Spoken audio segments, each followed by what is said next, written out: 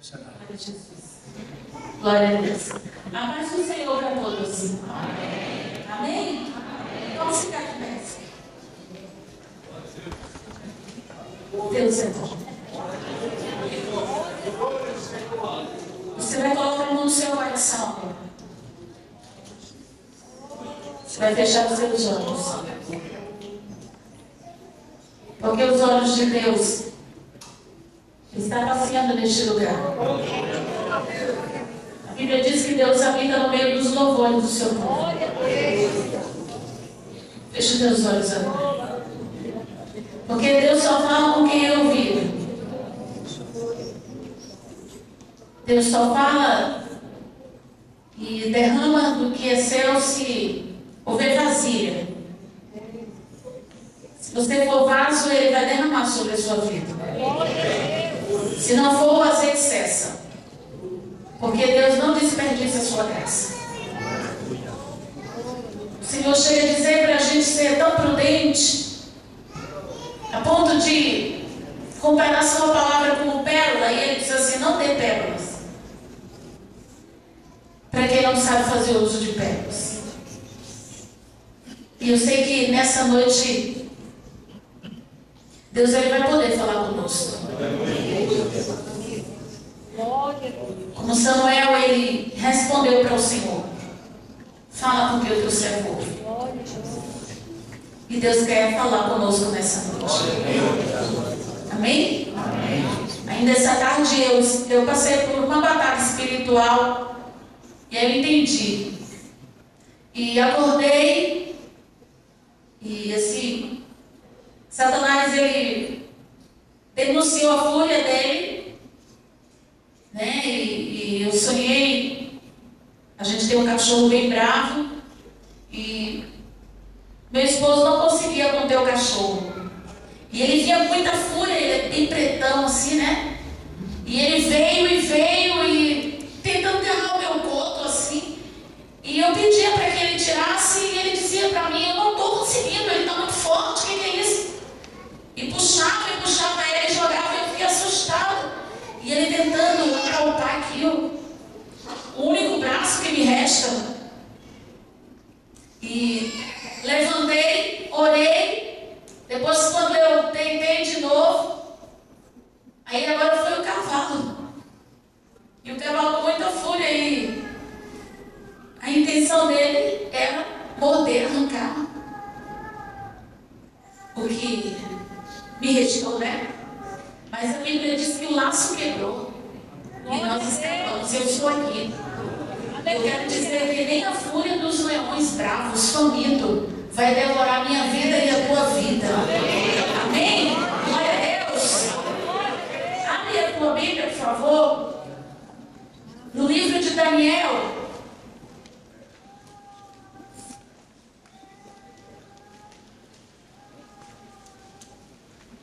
Glória a Jesus. Como eu já fui apresentada aqui, eu me chamo Ana Rita e sou lá de Salvador. Deus me trouxe aqui para essa cidade. Estou aqui desde quinta-feira, retorno para casa dia 15. E eu sei que Deus vai fazer muitas coisas aqui neste lugar. Amém?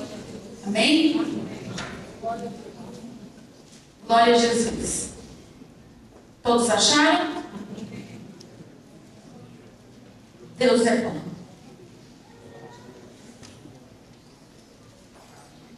Capítulo 6. Ah, não tem o capítulo, não. Coisa de quem já fez 15 anos.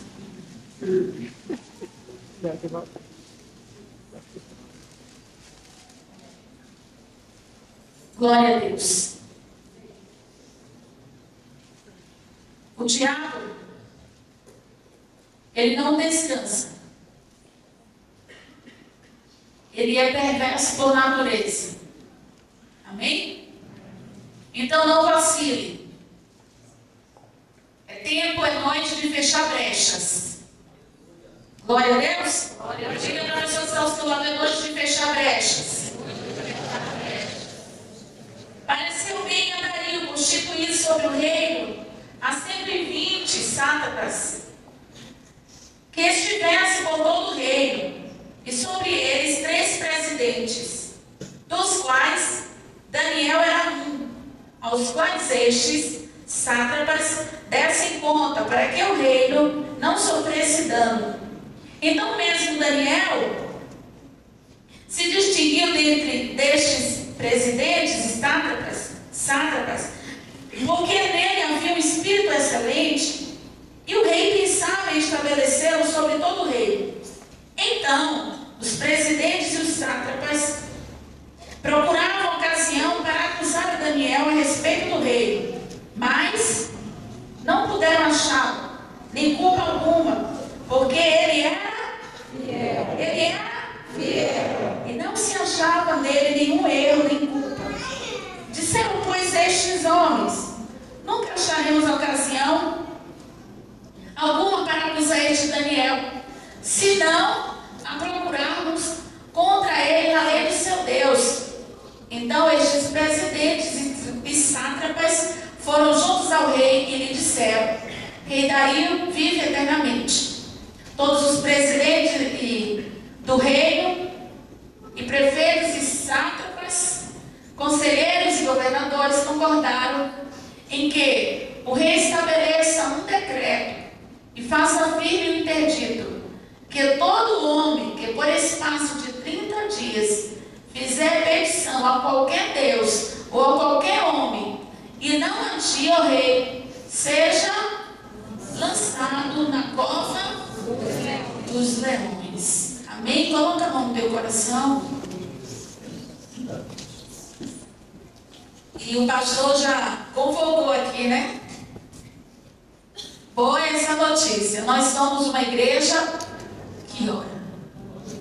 E orar faz toda a diferença. Amém? Eu sou fruto de oração. Fecha teus olhos. Deus guia e encaminha a tua palavra. Agora, Senhor, eu quero lhe pedir que os ouvidos, Senhor, Deus, seja uma entrada para que a terra, o coração esteja arado, preparado para receber uma boa semente. E Pai, o Senhor sabe aqui onde está o coração de cada pessoa. O Senhor sabe das necessidades. O Senhor sabe que cada pessoa tem passado as lutas, as adversidades, as afrontas, as amarras. Senhor, o Senhor sabe os levantes, os níveis de levantes que essas pessoas estão vivendo. Então, para cada um, presta socorro ao nível das suas necessidades. Deus, em nome de Jesus, nos envolve como o Senhor envolveu a Daniel. Assim, nos proteja, nos guarde, nos livre para todo sempre. Amém? Amém. Pode se assentar no nome de Jesus. A Bíblia diz que o diabo, o nosso adversário, ele ruge como leão para nos tragar, tentando. E Deus é tão bom que faz uma segurança mais de perto, mais eficaz, e não nos entrega ao desejo do nosso inimigo. Eu tenho 16 anos que eu entreguei a minha vida para Jesus. Muito antes desses 16 anos, Jesus, ele me convidava para eu fazer parte da família dele. Só que eu fazia parte da família de Satanás.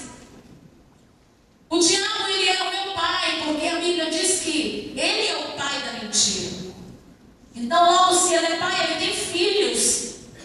E eu fazia parte dessa família, onde Satanás, ele pregava para mim mentiras. E essas mentiras me deixavam confortáveis, porque, haja vista, ele era o meu pai. E dentro de toda essa situação, eu vivi momentos de assolação, momentos de morte, de perdas, porque eu dizia para o Senhor: eu não quero teu reino na minha vida. Eu dizia isso na ignorância. Paulo, quando recebeu a excelência do ministério de Deus na vida dele, ele engrandecendo a Deus, ele falou para Timóteo: olha, eu que era o perseguidor, o blasfemador, logo eu, ele olhando quem ele era na ignorância,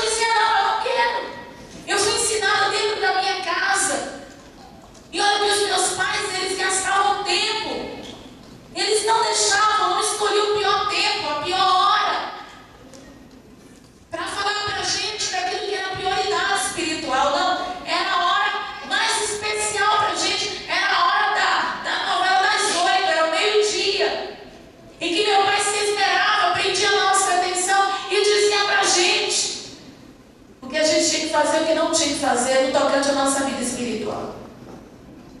E como eu gostava muito, me atraía muito esse negócio de espiritualidade, então eu ficava atônita, eu ficava babando quando ele me instruía. E minha mãe me falava para a gente: olha, dê crédito a todo tipo de pessoa que tem uma religião, mas não dê crédito a crente. Se um crente chegar na porta e falar, joga água neles. E se eles insistirem em falar molhados, desde cabo de vassoura nos crentes. E eu era daquele tempo que tinha que tomar bênção, os vizinhos chamavam as pessoas mais velhas de senhora. Hoje é complicado, né? Chamar de senhora, baixar a cabeça, tal. E mesmo se eu estivesse errada, eu não podia discordar do mais velho e tal. E de repente minha mãe me dizia pra gente que contra crente podia alterar a voz, maltratar, machucar. Então eu estava respaldada. Se caso um crente viesse reclamar, minha mãe não ia estar nem aí para ele. E eu, desde muito nova, eu criei um ódio, um desprezo por crente. E olha onde é que eu estou agora. E com 7 anos de idade eu comecei a ter sensibilidade auditiva e visual. Eu ouvi o que ninguém via dentro de casa, durante a noite. Eu ouvi o que ninguém ouvia dentro de casa.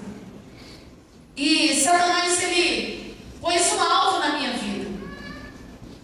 E o alvo dele na minha vida era de me fazer o agente dele. E eu comecei a ver. E durante a noite, eu vi aqueles espíritos dentro do quarto. E ele veio de uma forma muito simpática inicialmente, depois ele foi tirando as máscaras. E aí eu comecei a desenvolver um medo assim terrível. Eu era uma criança extremamente medrosa. Até 22 anos de idade, acredite, eu não conseguia dormir sozinha numa cama. Porque quando eu deitava numa cama sozinha, a presença daqueles demônios era muito forte ali comigo. Então eu negociava com minhas irmãs para elas deitarem comigo para dormir. E foram anos que eu não sabia o que era dormir um sono tranquilo durante a noite. E o tempo passou e eu falava para minha mãe do que estava acontecendo e ela dizia: não, isso é coisa da sua imaginação. Você é batizada, você tem padrinho, você tem madrinha, então você não é pagã. Então, já que isso não resolveu o batismo dentro da igreja católica, você agora vai fazer a primeira comunhão e você vai se envolver mais com o Senhor, e me apresentou um bocado deles. E eu muito envolvida, e resumindo, nada adiantou. Os problemas só intensificavam mais. Porque demônio não pode expulsar demônio. E com 13 anos de idade, eu vi a minha mãe sendo vítima de possessões malignas. E aqueles demônios manifestavam na vida dela.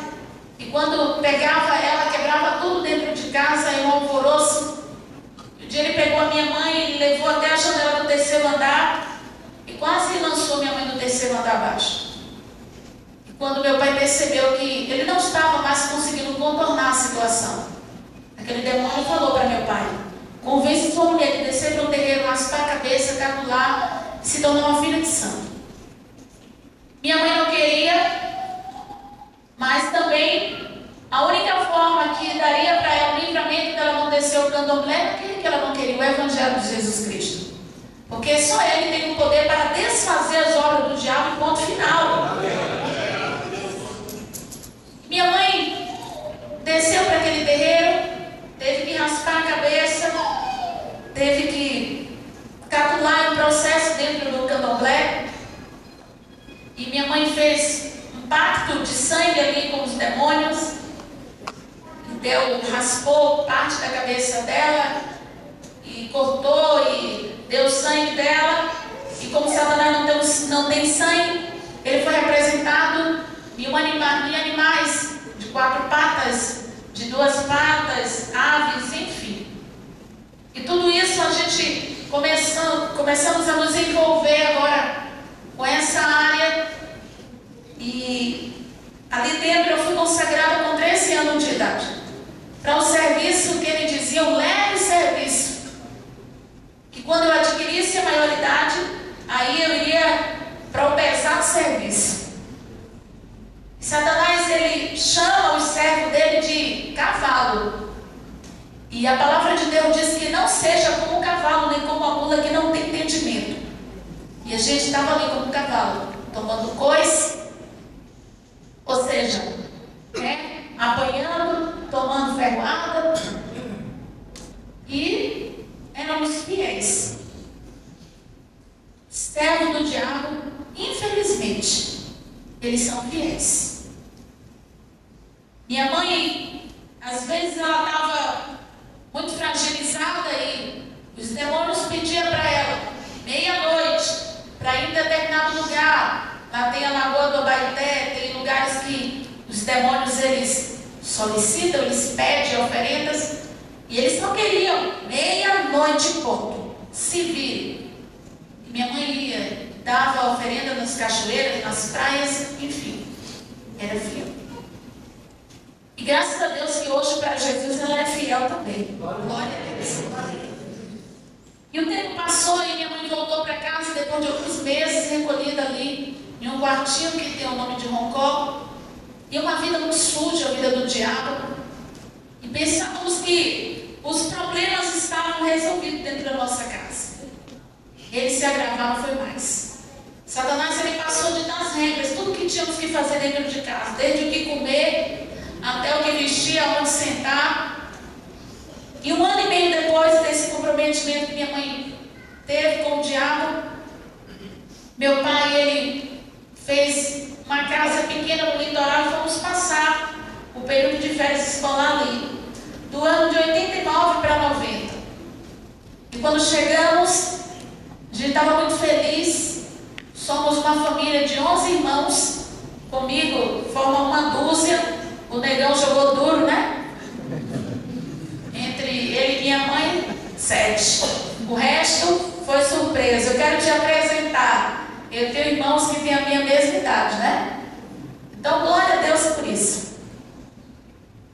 Quando chegamos, ele percebeu, eu e minhas irmãs, tudo na fase da adolescência, uma fase louca. E ele começou a nos orientar e ele disse, olha, se eu souber que vocês estão namorando, a madeira vai deitar. Se vocês namorar e não pode agora, só quando vocês estiverem adultas, porque vocês são loucas, então eu não quero ser avô prematuramente. Enfim, meu pai é 10. Então a gente não tinha nem necessidade de desobedecer a ele, porque ele nos completava como pai. A gente não tinha dinheiro, não éramos ricos, mas meu pai, ele enriquecia a nossa casa. Ele era caçambeiro, então ele saía cedo. E ele não tinha o costume de dar beijo, mas ele tinha o costume de dar um beliscão na gente. E a gente sabia que era uma forma de afeto dele. Então ele era um contador nato de piada. E ele ia para a rua e tinha muitas tarefas para fazer dentro de casa, e ele nos animava e dizia, olha, quando ele estava na rua ele ligava, já almoçou? E a gente ficava naquela expectativa, né? Aquela negranhada toda, porque era uma festa, todo dia lá em casa era uma festa. Se você pegar cada um dos meus irmãos separadamente e você perguntar para eles, se você pudesse voltar no tempo, o que você pediria para Deus? Todos respondem, eu queria voltar de novo a nossa infância, a nossa adolescência em casa, todo mundo junto. Quando a gente se encontra é a coisa mais deliciosa. Meus irmãos, é um presente de Deus, né? Em família assim a gente se arranha, depois vai lá e passa, né, a pomada para cicatrizar. E Deus nos presenteou, nos enriqueceu. E aí meu pai ligava da rua e dizia, olha, estou chegando e quando eu chegar vai ter jogo, vai ter competição hoje. E a aposta é a água. Sabe competição de música, imitação, e era uma festa todo dia lá em casa. E no meio de toda aquela festa contínua, meu pai sempre abria um parênteses e dizia pra gente: se algum dia acontecer algo inesperado aqui dentro de casa.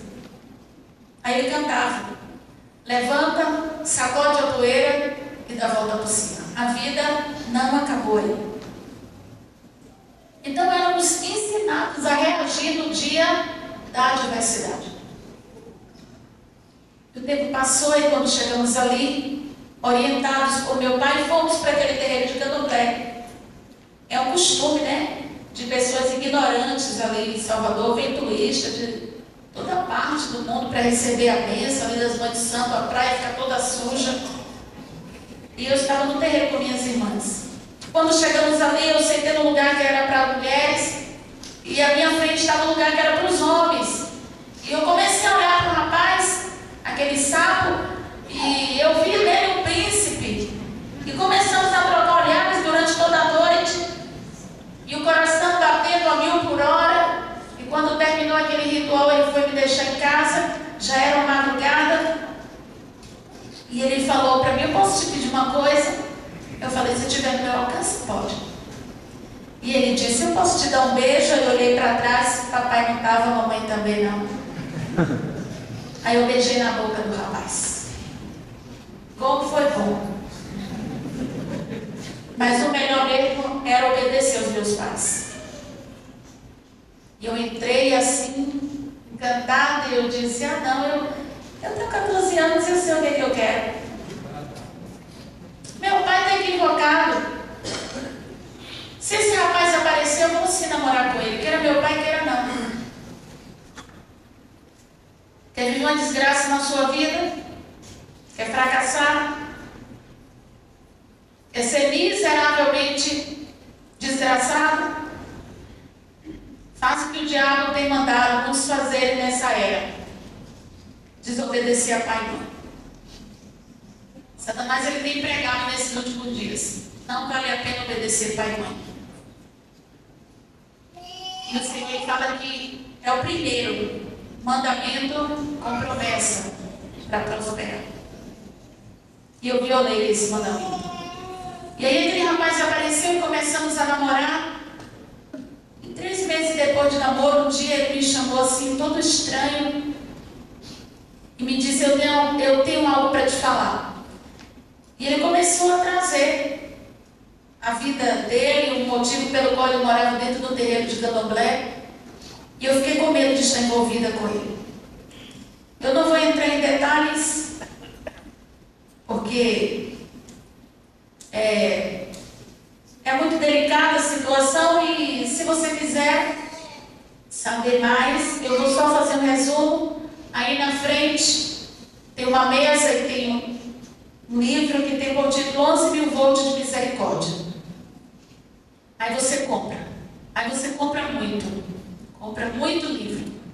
Compra para você, dê de presente, mande para os seus parentes que estão lá na África, espalhando pelo país. Pode comprar, eu deixo, né, Rodrigo? E aquele rapaz falou para mim, era uma situação de assassinato, então ele estava substituindo o irmão dele que foi assassinado. E ele me disse mais: olha, se você me ama, você vai ter que me dar uma prova de amor. Prova de amor é essa que você vai ficar comigo, mesmo sabendo, agora que eu vou lhe dizer, que eu tenho um santo que me permite ser 6 meses homem e 6 meses mulher. Estávamos há 3 meses, eu só tinha mais 3 meses para aproveitar. E ele disse: nos 6 meses que eu for mulher, eu vou sumir, você vai me prometer que nem para outra pessoa você vai olhar. Aí você me espera e depois eu volto. E caso você fique com outra pessoa, eu vou saber. E ele colocou demônios ali. E aqueles demônios falavam para ele o que eu fazia durante o dia. E ele me disse mais: olha, o pai de santo não pode saber que a gente está namorando, porque eu sou o marido do pai de santo. Aí você lê no livro e você vai entender o motivo. E aquele pai de santo descobriu, e ele é muito mau. E ele aí começou a me mandar palavras ameaçadoras. Começou a me mandar pessoas para me agredir fisicamente. Verbalmente, eu já não podia mais passar na rua principal, que ele me proibiu. E aí ele viajou para um outro estado e ele disse que ele iria dar cabo da minha vida. Ele iria me apagar do planeta Terra. Que não ia sobrar nada mais de mim. Ele quase conseguiu. E ele fez um trabalho de magia negra. E quando minha mãe ela começou a perceber que coisas começaram a manifestar na minha vida de forma muito estranha, reivindicações demoníacas dentro da nossa casa, acima da linha que minha mãe servia no candomblé, e ela então me levou para o terreiro e a mãe de santo disse para ela: voltamos para casa sabendo de que se tinha feito alguma coisa, mas não se resolveu nada. E um dia, 3 meses antes do acidente, eu completei 15 anos de idade.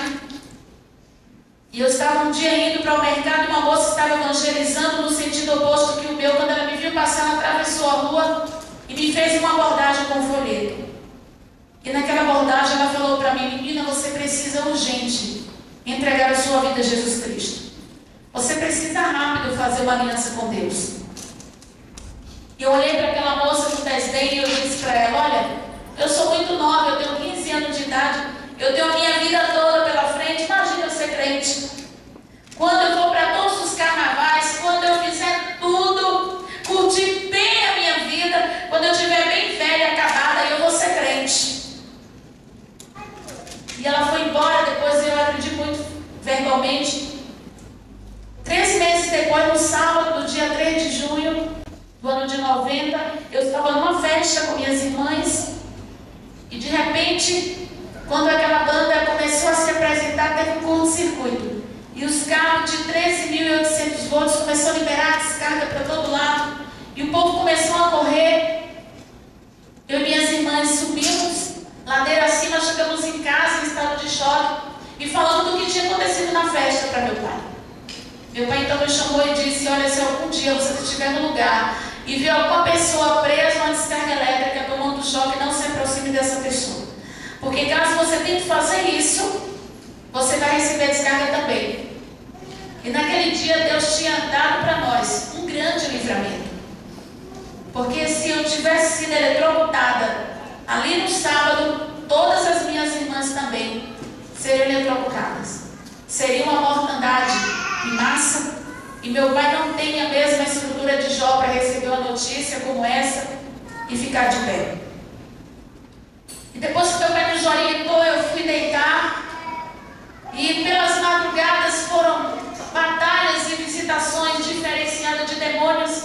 E quando amanheceu, era dia do lado de fora e trevas dentro da nossa casa. Estava um dia rubro, estava tudo muito esquisito. Imagine, dentro de casa ninguém queria ir para cômodo nenhum da casa sozinho. Minhas irmãs iam para o banheiro e chamavam uma para acompanhar. Todo mundo se arrepiando, todo mundo sentindo presságio. E de repente minha mãe chega e eu iria fazer o almoço do domingo. Ela disse: não, você hoje não vai se aproximar do fogão e também não vai se aproximar da lavanderia, porque eu estou pressentindo que alguma coisa vai acontecer aqui dentro de casa hoje. Então, para evitar, eu quero que todo mundo fique sentado.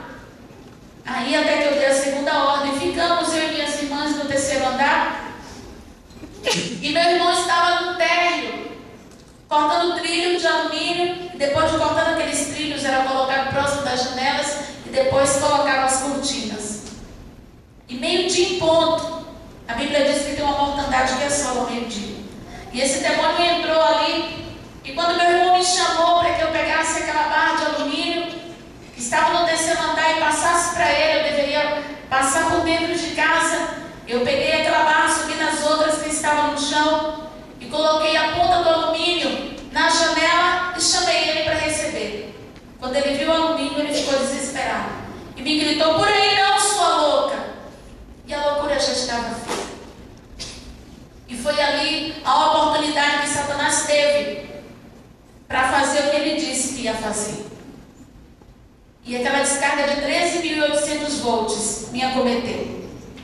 Só para você ter uma ideia, menos voltagem que 13.000 ela mata em fração de minutos. 13.000 ela mata em fração de segundos. ela literalmente explode o coração. Quando não decepa logo os membros, ela torra tudo até virar poeira. Braços e pernas, órgãos internos são desarrumados de lugar.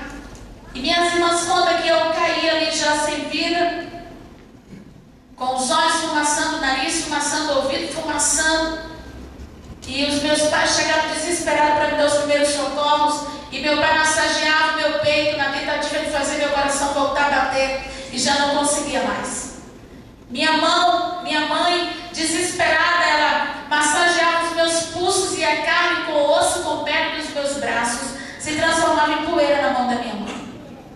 Quando meu pai tentou fazer respiração boca a boca, a alta temperatura dos meus dentes fizeram uma queimadura profunda nos dedos de meu pai, onde meu corpo caiu, destruiu o piso, destruiu parte da tubulação ali da área de serviço. E eles perceberam que já não tinha mais jeito para mim. Os vizinhos começaram a entrar para consolar os meus familiares, e foi aquela comoção toda, aquele choro, aquele desespero.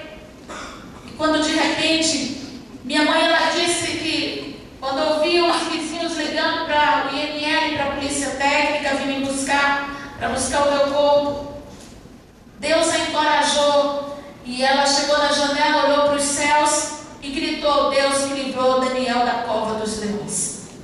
E ela disse que gritou: Deus, eu entrego a vida da minha filha agora nas suas mãos.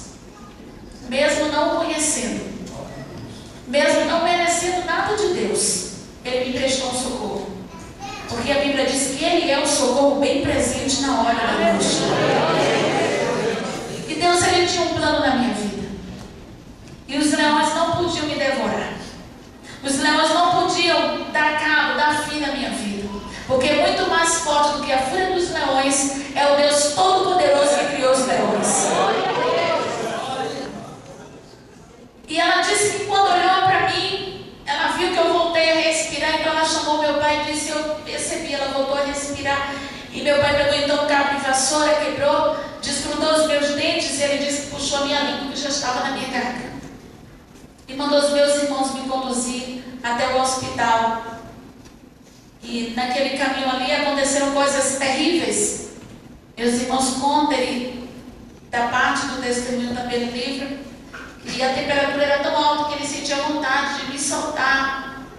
E os meus olhos ali fumaçando. Quando os médicos me recebeu, depois de um tempo, aquele médico voltou e disse: olha, não tem mais jeito, pode voltar para casa, porque a descarga destruiu tudo internamente. Braço não presta mais, perna não presta mais, a visão dela já não presta mais, tudo está muito queimado.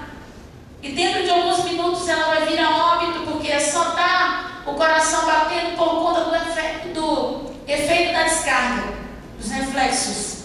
Então daqui a pouco vai parar e vocês aí vão procurar o serviço funeral.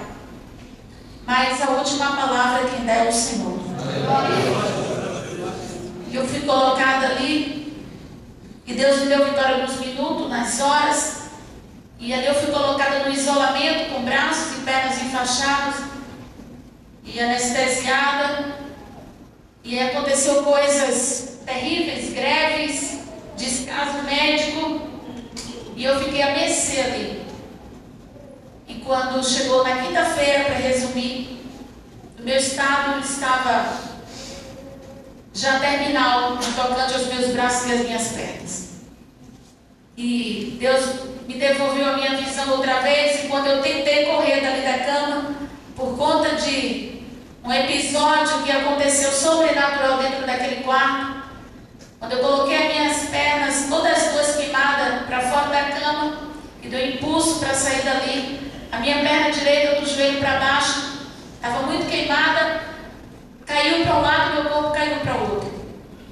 A enfermeira veio e pegou aquela perna apodrecida, prendeu com a atadura, me amarrou na cama e chamou a moça para limpar aquela umidade. E quando ela entrou naquele isolamento para limpar aqueles vestígios de sangue, pedaços de ossos podres, ela, não suportando o mau cheiro, ela abriu a janela do isolamento. E quando ela fez isso, as moscas que estavam no lixo hospitalar saíram do lixo e entraram nos curativos dos meus braços e das minhas pernas. E depois de um tempo eu comecei a sentir algo que incomodava muito, que mordia, que andava pelos meus braços, pelas minhas pernas. E eu estava muito inquieta quando os meus pais chegaram para me visitar. Eu falei para minha mãe do incômodo que estava dentro da minha perna, e quando ela foi mexer, ela se deparou ali com uma quantidade enorme de bichos comendo a minha perna.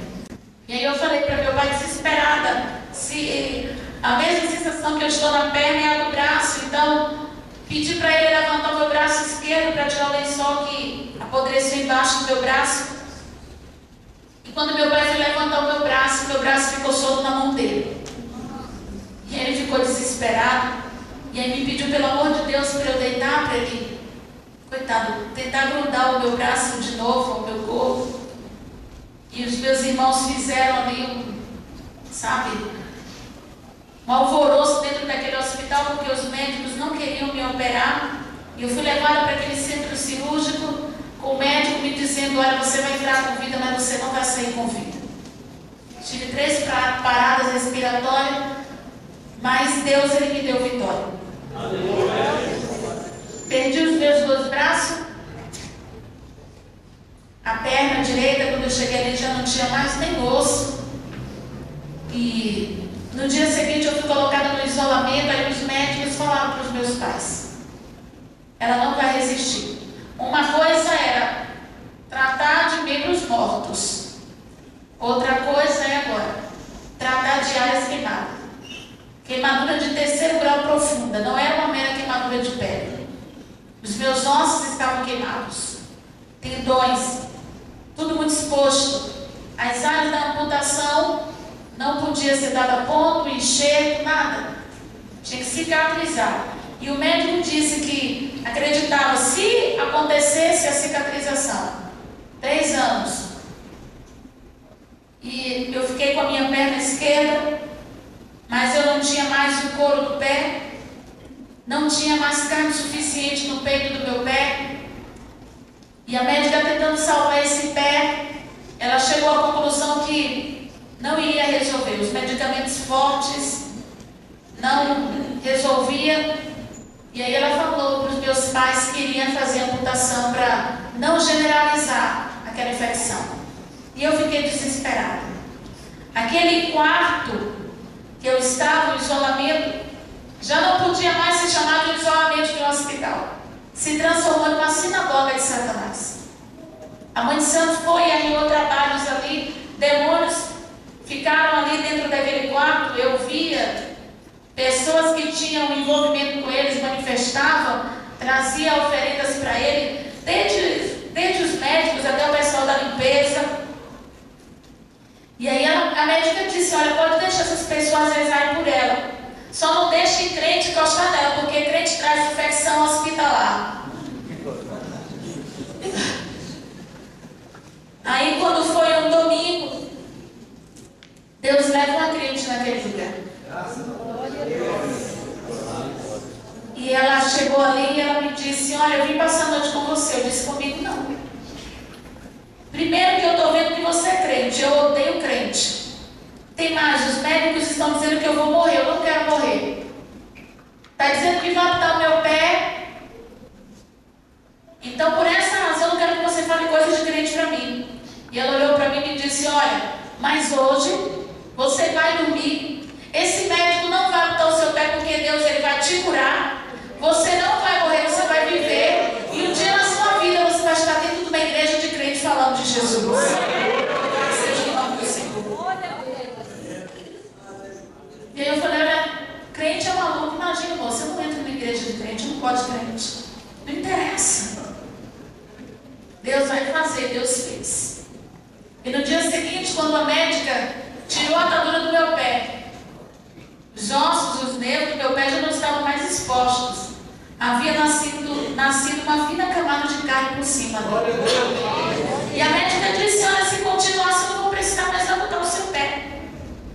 Eu não precisava perder nada, queridos. Para servir a Deus, para ser o que Deus escolheu para que eu fosse, eu não precisava perder nada.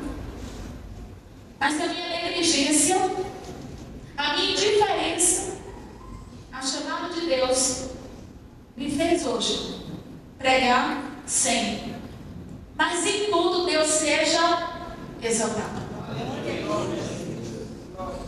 Deus, Ele não vai abrir mão de você, não vai abrir mão da minha vida. Se você não entender que tem que ser por bem que você vai vir, vai ser por bem do mesmo jeito. Que até o mal Deus transforma para a glória do nome dele. Amém? Porque a Bíblia diz que todas as coisas cooperam. Então tudo no final do Evangelho, bem. Glória a Deus. Daniel foi para a cova, cooperou para o bem. O primeiro decreto, o alvo, o rei, ele gostou, ele ficou massageado. A nenhum Deus, a nenhum outro homem, só a ti, rei. Tá bom. O rei não podia resolver quase nada, ele não resolveu a situação de Daniel. E aí vai Daniel na cova. Ali é o decreto. E agora Deus vai e livra Daniel da cova. E o rei agora faz um outro decreto. Quem não obedecer, quem não temer, temer o Deus de Daniel, agora vai ser jogado na cova dos leões. Então todas as coisas cooperam para o bem. Diga para você, diga. Todas as coisas cooperam para o bem. O que eu estou passando vai cooperar para o meu bem. Amém? E aí aquela moça ficou ali comigo. Na hora que ela estava indo embora, ela me deixou o Novo Testamento, falou para mim: tudo que você precisar, abre esse livro, chama por ele que ele vem. Aí minha mãe subiu para ficar comigo no isolamento. E ela chegou assim, chateada, xingando aquela mulher, e muito perturbada. Eu perguntei para ela: o que está acontecendo? Ela disse: porque eu vim agora da casa da mãe de santo. Então lá no terreiro todo mundo chateado comigo, porque eu não sei de onde essa mulher saiu. Só sei dizer que desde a hora em que ela entrou, ela colocou os orixás tudo para fora daqui do quarto. Ela anulou os trabalhos que a mãe de santo fez aqui. E agora a mãe de santo vai ter que vir para repetir. E não deu tempo, porque aí o doutor Jesus veio e me deu alta daquele hospital. E 13 meses depois eu saí dali, os experimentos se fecharam. Fui para Brasília, fiz tratamento de reabilitação. Passei a ser cadeirante e os médicos fizeram uma cirurgia de enxerto plástica no meu pé e eu tive que perder mais um dedinho para conseguir usar um calçado. E a minha vida começou uma sucessão de perdas, ainda muito nova. Com 16 anos, eu tive que adquirir uma estrutura diferenciada da minha vida, e o tempo passou e eu coloquei a perna mecânica. A médica disse que eu não andaria com a perna mecânica, só seria usada para melhorar a minha estética na cadeira de rodas. Mas Deus tem um fisioterapeuta por excelência chamado Jesus. E quando ele disse para o homem: levante e anda, ele assume. E o Senhor me deu vitória ali naquele hospital, porque eu passei um desprezo muito grande, uma vergonha muito grande ali, porque a médica disse que era coisa de louco me dar uma prótese para eu andar. Eu não tinha estrutura e eu podia cair. Eu perdi a articulação, o movimento do meu joelho, ele enrijeceu. Então eu ando com uma prótese como se eu tivesse ajoelhado. O joelho está enrijecido e a prótese é uma prótese ajoelhada. Então eu já ando clamando, né? E eu saí dali de Brasília, depois de um longo tempo de tratamento, voltei para Salvador. E eu levei 7 anos para conhecer Jesus. Depois de toda a ajuda que ele me emprestou, todo socorro, eu não atribuía a glória para ele. Eu atribuía para os santos, eu atribuía para os homens, menos para o Deus que fez o milagre na minha vida. E E depois de 7 anos, eu cheguei no fundo do poço. Quando eu comecei a manifestar. Os demônios começaram a manifestar na minha vida. E me levavam assim a situações que, às vezes, eu tinha que ir para o hospital. Eu um dia tomei uma queda tão violenta, bati esse coto no chão, adquiri um cisto. Ficava toda machucada. E minha mãe me levou para o terreiro e a mãe de santo disse, o único jeito, ela vai ter que raspar a cabeça também, catular e futuramente abrir um terreiro de candomblé e ser uma mãe de santo. Mas aí algo começou a mexer dentro de mim. E depois eu entendi que foi o efeito da oração dos crentes ali da minha rua. Os crentes começaram a orar por mim. E o Espírito Santo começou a trazer uma aversão ao candomblé. E eu estava ali no candomblé fazendo o ritual. E a mãe de santo queria saber qual era o santo que ia ser o dono da minha cabeça. Eu fiz o primeiro. E no dia de descer ali, eu fui com minha mãe. Quando estávamos ali à mesa com ela, ela jogou as cartas. E ficou satisfeita com as cartas, jogou os búzios. E daqui a pouco ela começou a olhar para o lado direito dela. Ela estava sentada, eu e minha mãe na frente da mesa. Ela começou a olhar para o lado direito e ela media do telhado para baixo, de baixo para cima, assustada. E virava e perguntava para a gente, quem é esse aqui? Minha mãe disse, eu não sei, porque a vidente é você que tem que saber. Foi o Deus que foi na cova com Daniel. E ela disse, olha, esse santo nunca desceu aqui no terreiro. E ela olhou para mim e disse, ele não está se manifestando ainda na tua vida, mas ele está chegando para você. E quando ele chegar na sua vida, nunca mais você vai ser derrotada. E como ele não fala nada comigo, eu vou lhe dar os traços físicos dele. Aí você vai para casa, quando você chegar em casa, você dá todos os tipos de oferendas brancas. Porque eu estou vendo um ser aqui vestido de branco, uma roupa parece que tem luz, parece um olho muito fino, e na mão direita dele tem uma espada do tamanho dele. E ela foi dizendo, olha, fulano de tal não é, ciclano não é. E aí fomos para casa e chegamos lá, minha mãe cozinhou tudo quanto era comida branca. Me vestiu de branca, me colocou no quarto branco, só eu de preta na história. E mexia para um lado, mexia para o outro, parecia até um sacrifício de Baal. Chama Baal, só que não era Baal. Era um Deus que não precisa de alimentos perecíveis. Essa não é a fome do Senhor, essa é a nossa fome. E quando, depois de várias tentativas, nada, minha mãe disse, a mãe de santo está fraca, vamos no outro terreiro. Aquele pai santo teve a mesma visão. Aí o tempo foi se aproximando para eu descer para o terreiro, e eu comecei a desejar no meu coração, ai, se eu conhecesse alguém mais forte do que os orixás, ai, se eu conhecesse alguém mais forte do que esses guias, do que tudo que eu conheço, sabe, eu me envolvi com o espiritismo, me envolvi com anjos caídos, me envolvi com tantas coisas, do catolicismo, tudo quanto era santo, eu beijava, reverenciava. E eu fiz um pacote, falei, se eu encontrasse alguma coisa mais forte do que tudo isso, eu abria mão de tudo isso. E eu encontrei. Graças a Deus eu encontrei. E quando um dia eu comecei a dar reforço escolar para ganhar os recursos para comprar os materiais de Umbanda, chegou o dia de Cosme e Damião, e eu comprei balinhas para dar para as crianças. E dentre os meus alunos eu tinha uma aluna de 4 anos de idade. E todo mundo chupou a balinha. Quando chegou na hora dela, eu falei para ela, olha, chupa essa balinha, porque hoje é o dia de Cosme, ele é um santo gênio, gosta muito de criança. E ela olhou para mim, olhou para a balinha e disse, minha prova, chupa essa balinha aí não. Eu disse, por que não? Ela disse, porque eu já sou crente. E eu disse, o que tem? Cosme é santo. Ela disse, ele não é um santo não, ele é um demônio.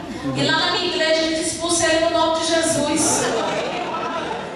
Aleluia! Eu falei, menina, chupa a balinha, se eu quiser a balinha na minha casa tem. Daniel colocou no seu coração não se contaminar.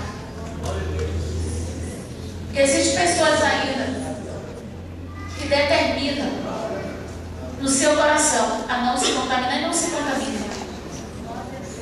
E Deus, Ele abençoou a vida daquela menina, que ela foi um instrumento de Deus para mim. Eu tinha muita resistência. Lá em casa não entrava nenhum folheto de crente. E Deus traz uma menina ali. Aí sendo na casa de Naamã, né? Deu o endereço da Vitória. E no dia seguinte ela voltou para o reforço. Eu apostei com minha mãe que ela não ia voltar mais, que Cosme ia acabar com a vida dela. Porque era assim comigo, eu servindo a ele e a porrada, paulada para dentro. E no dia seguinte, quando ela voltou, eu disse: vem cá, Cosme não foi na sua casa, não fez careta para você, não te deu uma surra. E ela colocou a mão na cintura, olhou para mim e disse: minha avó, ele não pode entrar na minha casa não. Ele não pode fazer caleta para mim, não pode me dar uma surra, porque ele não é meu pai. E aquela criança começou a me falar de Jesus. E ela era muito pequena. Mas ainda assim, dentro da vida dela tinha uma fonte de água que saltava para a vida eterna. E começou a matar a minha sede. E eu comecei a buscar dessa menina a favor de Deus. A Bíblia diz que Deus usaria até as crianças. Caso os adultos negligenciem Deus, a obra dele não vai parar. Ele vai usar quem está na brecha. E eu pegava ela, tirei no intervalo e dizia: menina, olha, me fala aí como é a sua igreja. E ela dizia: na minha igreja é fácil. A gente canta para Jesus, prega de Jesus e depois expulsa o demônio no nome de Jesus. Eu disse: tudo é Jesus na sua igreja? E Santa Fulano, Santo Fulano, e ficando meu Deus. Ela disse: não, só ele que é o santo na minha igreja. E um dia ela querendo ir para o intervalo, ela me disse: eu não vou mais falar de Jesus para você. Eu vou trazer a minha mãe, ela vai falar de Jesus para você. Aí a mãe da menina veio, começou a me falar de Jesus. Outras situações aconteceram. E aí um dia eu tive uma experiência muito linda com o Espírito Santo dentro da minha casa. Foi uma presença arrebatadora, assim, que marcou a minha vida. Jogou os demônios tudo por terra. Colocou de pé. A Bíblia diz que o Espírito Santo nos convence do pecado, da justiça e do juízo. E aí, resumindo, se você quiser saber mais, compre o livro. Gostei, corinho, pastor. Se você quiser saber mais, a igreja está fraca. E aí Deus foi fazendo uma obra linda na minha vida. Eu era complexada, doente emocionalmente, não me olhava no espelho, toda cheia de ferida. Lá nos baianos dizem pereba, né? A alma cheia de pereba, cheia de pus, precisando ser tratada, sarada. E Deus foi me amando, e o seu amor foi me curando, me trazendo conforto. E aí eu fui me olhando no espelho e fui tirando o peso que tinha na minha vida. Fui jogando por terra, braço mecânico. Porque Deus, Ele me deu muitas habilidades. O Senhor me ensinou a escrever. E hoje eu tenho uma letra mais legível do que antes, quando eu tinha mãos. O Senhor, Ele me ensinou a teclar. Às vezes eu estou teclando uma pessoa, né? E aí ela pergunta: quem está teclando para você? Eu mesma. Porque eu teclo com a precisão de quem tem dois braços. Quem faz isso é Deus. Então não venha para cá me dizer que você não pode, não. Glória a Deus. Não venha para cá me dizer que você é uma coitadinha, um coitadinho, não. Porque Deus nos deu habilidades. A Bíblia diz que Deus deu dons para os homens. Amém? Amém. E eu orando, aí minha mãe, depois de um tempo, aceitou a Jesus como seu salvador pessoal. Foi muito engraçado do jeito que Deus tirou a minha mãe do terreiro. E depois Deus jogou uma rede e pescou todos os meus irmãos. Hoje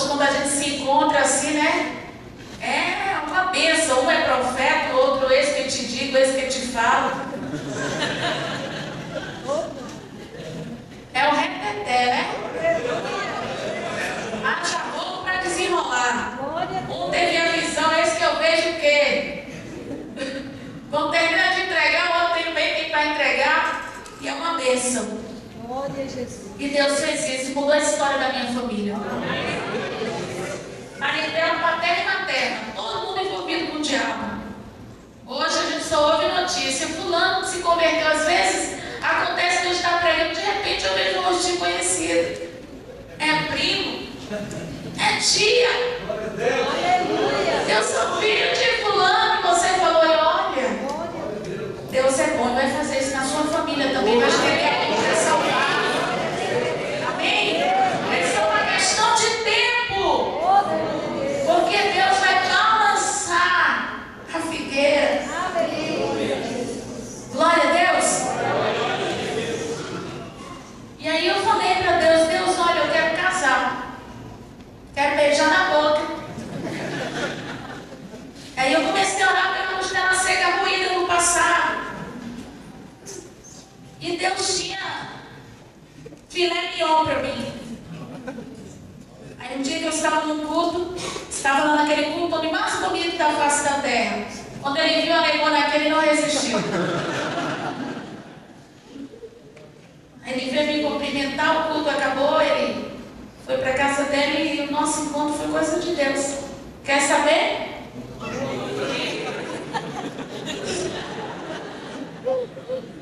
Quer saber da vida dos outros, não quer pagar o preço?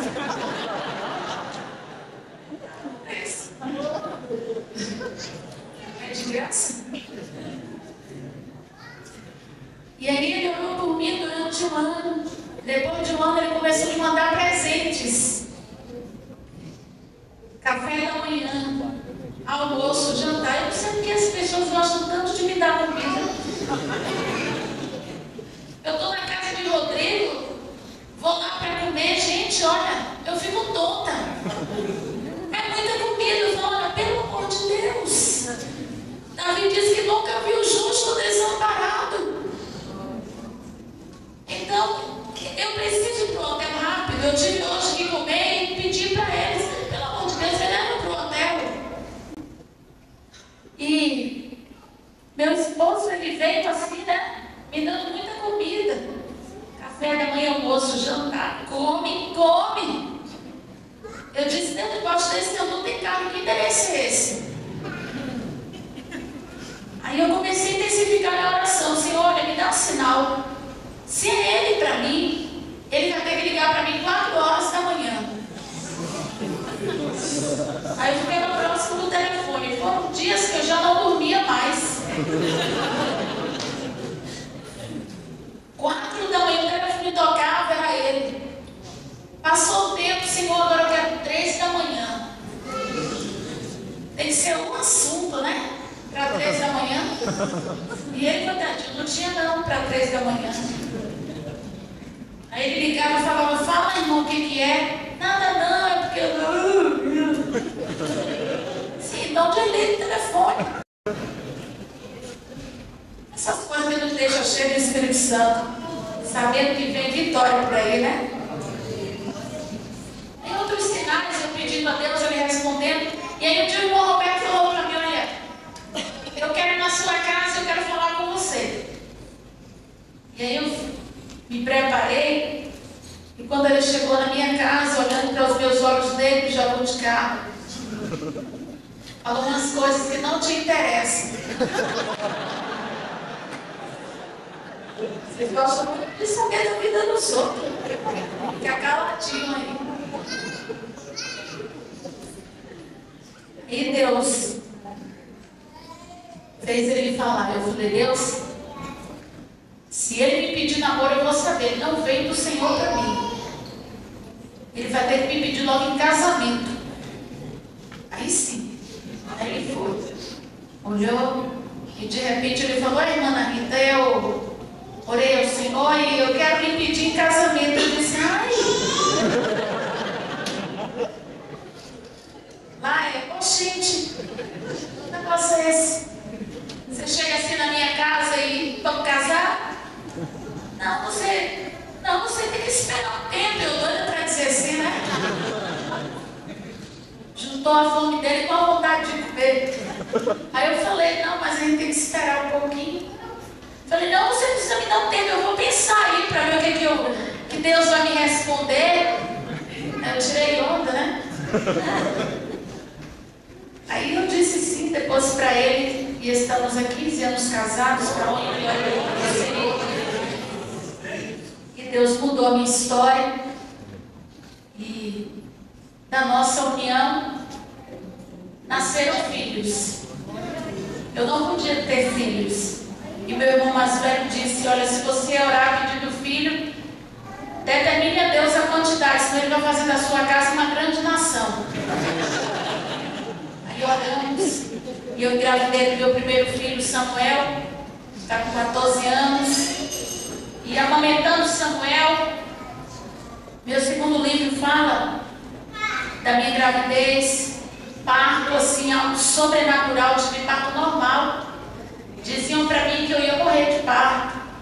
Se eu não morresse de parto, meu filho ia nascer doente, nem uma coisa nem outra, né? Quem começou a boa obra da minha vida foi o Senhor. Ele me assume nessa terra. Ele me garante nessa terra. Eu não sou à toa. Eu tenho um Pai. Ele me assume. Meu nome está escrito lá no céu. Quando os anjos abrem lá, ó, na ordem alfabética, primeiro nome lá, Ana Rita. Desculpa aí vocês, viu? Tenho prioridade, sei que lá no céu não vou continuar nesse estado de fragilidade, vou ter um novo corpo, mas primeiro fui fragilizada, Ana Rita, deficiente. Entre, calma, calma. E aí ali eu vou ter um corpo transformado. Nós queremos que Deus, Ele mudou assim a minha vida. E quando eu amamentando Samuel, não sei o que foi que aconteceu, 7 meses depois eu já estava grávida do Natan. Não sei como foi que isso aconteceu comigo. Eu falei: Deus, fique de mal com a minha madre. E aí os meninos fazendo culto doméstico só queriam cantar a música da Fernanda Brum, Daria Filhos. E eu fazia o coro, se não morro. Eu tenho certeza que ele não me chamou para o Ministério da Música. Aí ele falou: tá bom, então eu vou ficar de bem com a sua madre de novo. Aí eu gerei o Emanuel, que está com 7 anos, e encerrei a carreira de parir. Deixa isso para Fernanda Brum, porque ela tem um cabelão, né? Então ela fez a música desesperada, então assuma as consequências dela. Cante até não aguentar mais. Eu dei fim naquele CD. Se você conhecer ela, não fale isso. Eu gosto muito dela. Eu só montei esse CD, tá bom? Descartei esse. É muito desespero, se não morro. Eu morro agora se ele me der mais um filho. Meu Deus. E aí eu sou alegre com os 3 filhos. Lá em casa a cueca é a maioria, né? E eu sempre conto essa experiência porque Deus, Ele sabe trabalhar. Deus, Ele sabe com quem Ele pode contar. E eu reclamava porque todo mundo na minha família tem filha mulher. Eu tenho uma irmã que tem 4 mulheres. E só eu que só tenho um homem. Engraçado. Só eu. Aí eu ficava: meu Deus, que negócio é esse? Aí com o meu último filho eu pensava que ia ser uma menina. Foi um menino. Aí meu esposo ficou assim um pouco triste. E aí fomos na casa da minha irmã. Aconteceu que quando a gente estava chegando, minha sobrinha tinha terminado de lavar o cabelo. E o black ainda não estava em alta, não. Aí de repente aquela criança saiu de lá, de dentro do banheiro, correndo: tia! Meu esposo tomou aquele susto e falou: o que é isso, menina?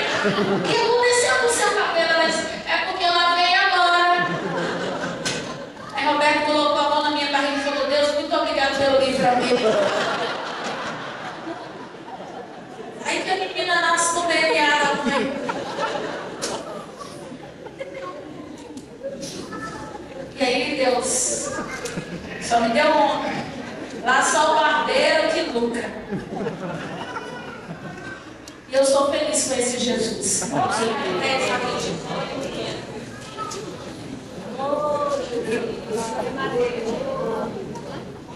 Pergunta para a pessoa que está ao seu lado, você reclama de quê?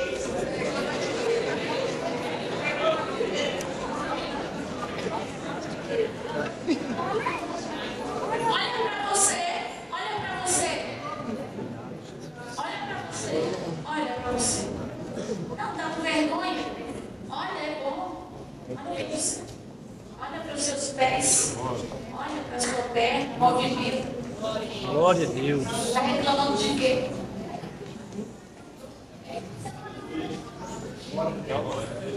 Aleluia, Jesus. Está reclamando da perna porque é grossa? Aguenta a perna.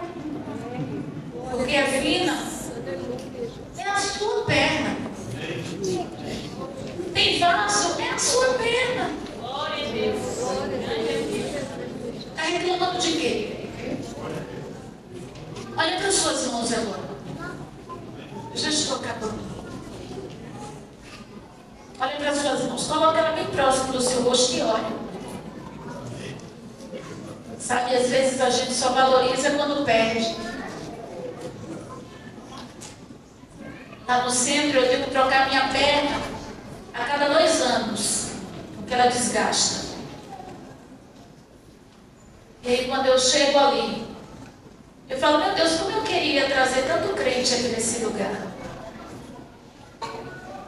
Como eu queria. Crente que chama o filho de peste.